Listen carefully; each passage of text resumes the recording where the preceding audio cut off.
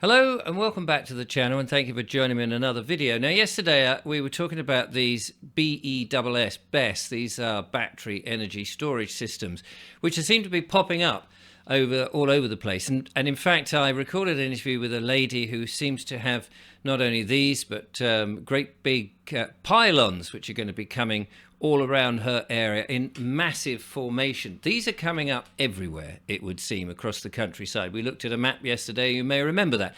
People are not happy that these are being foisted upon us, forced into the countryside, and that a lot of agricultural land is going under that. And it gives us the worry about what's happening with farming if we are having all this electronic stuff on it. Now, somebody got in touch with me who works in the industry and wanted to give me some insider information about this, and I'm going to read his email in a moment. But I wanted to just show an example of what it looks like. So I've been given this website to show. This is at Normanton Energy Reserve. Now, we're not saying anything is wrong or anything is not suitable in any way against this particular company. I'm just using their website, which is out there in the public, and I'll leave the link in the description. You can go and have a look at it, but really get an idea here from their website. If I scroll down a little bit here, I believe there is a video. Here we go. You can have a look at this video and see the scale. Now, this is a small one, but you can notice here the close proximity of the storage boxes. The storage boxes are obviously the ones in green, as you can see, and how close they are. They're clearly housed in metal and what have you. And this is, typically, I suppose, what they like at the moment. However, the worry is that the scale of this is going to be increased across the countryside. And it's not just the batteries, to be fair. There are the solar panels, the wind farms.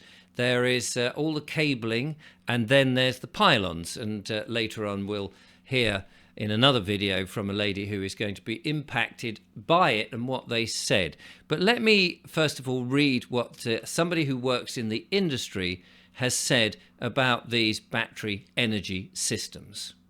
So this is the email here. Let me just come back to the beginning.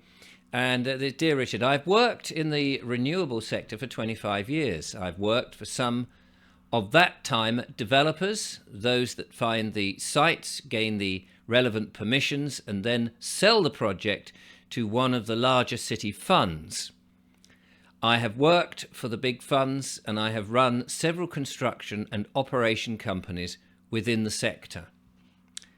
I like to think I know a thing or two about what's going on, and wanted to let you know about some of the projects currently in planning and some of the risks not being considered by councils and national regulators. Well, that's very interesting. Let's find out what they might be. Let's start with the scale. The average battery system being applied for is 50 megawatts. This size is limited for technical and regulatory reasons. It's cheaper and quicker to get 2 times 50 megawatt approved than 100 megawatt. Currently, we can cram about 4 megawatts of batteries into a shipping container. So 13 containers of batteries and about half that volume again in ancillary bits like transformers and switchgear.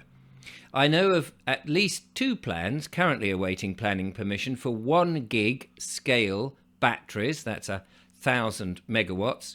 The developers will already have paid for all the relevant grid studies and upgrades, circa £500,000, but these sites will have 250 shipping containers just for the batteries. Risks. Studies have been done that highlight each shipping container should be separate from the next by a blast-proof wall, or the batteries should be separated by distance.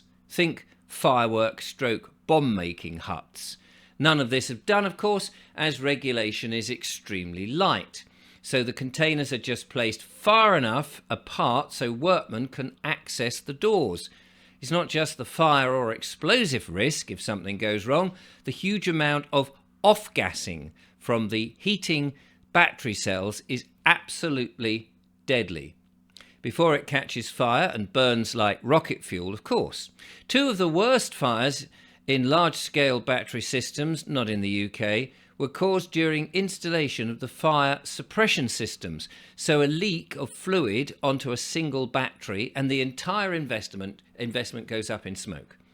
Toxic smoke too. Then, of course, the fire brigade will douse the site with thousands of gallons of water, washing all the chemicals into the environment, or, as most plans currently state, prevent spread and let it burn itself out. Think of the smoke. Planning permission. This was one of my most eye-opening insights. The average battery project, 50 megawatt, has an immediate sale value of £50 million. I'm rounding that up. He says developers get about £140,000 per megawatt approved.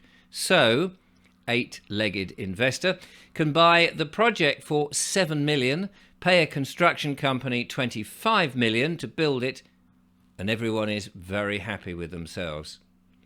Planning permission is not difficult. Every council has been captured by the net zero gig. Most councillors want to boast about how green their borough is, particularly if they can get one over on a neighbouring council.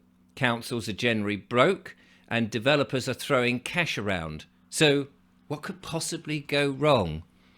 So your developer can see the pound signs by the time he gets his project to the planning stage and won't be in the mood for things or people to deny his project. This is when the terms of critical infrastructure and energy resilience get thrown at the council with a nod to the government's general approval. They then tend to approve pending approval from the community. So the developer goes to the parish council and mutters things like community contribution, charity support, or working with a local school. The average cost of convincing a parish is £30,000 to £40,000 in gifts. And our man gets his cool £7 million. There is, as you noted, an explosion in applications for new sites for both PV, that's solar, and BESS, battery energy storage systems. That's something I should have remembered from the last video. Not because all these companies are green warriors. No, far from it. The city boys and ultimate founders of these projects are some of the most intelligent, well-informed and completely ruthless people that I've ever met. Energy systems are money-making machines, and they can never have enough. So there you are. This is what we are up against. Who's asked for them? That's what I would really like to know. Who has asked their council, the government, to say, actually, we want it? Or is this just being mandated? Is this just being rolled out? Are people making a lot of money on the back of this when perhaps we don't really need it? The green agenda does seem to be going on at full force. And it seems to be, to me, all about the myth that we've been lied to for so long, the man-made global warming, and that this is the only thing that there is going to come down at us from government. Is that right? Surely we should be questioning the whole global warming thing. That science is never fixed. And is this actually going to be as beneficial as they say? Where's the liability to all of this? Who's going to be paying at the end if things go wrong? What is the damage to not only people who live in the area just from, say, electrical magnetic fields? And what about if there is an accident and toxic smoke goes up or there's off-gassing? What happens to the pollinators? What happens to the birds? What happens to the wildlife? And what about plants? And when, if and ever this turns to a greenfield site, is it green? Or will we just see more and more and more of this? What really is the need for these massive, great big boxes placed on the landscape in great swathes across the countryside? And what will it do for farming? Be interested in your thoughts. Thank you so much for watching. Till next time, goodbye.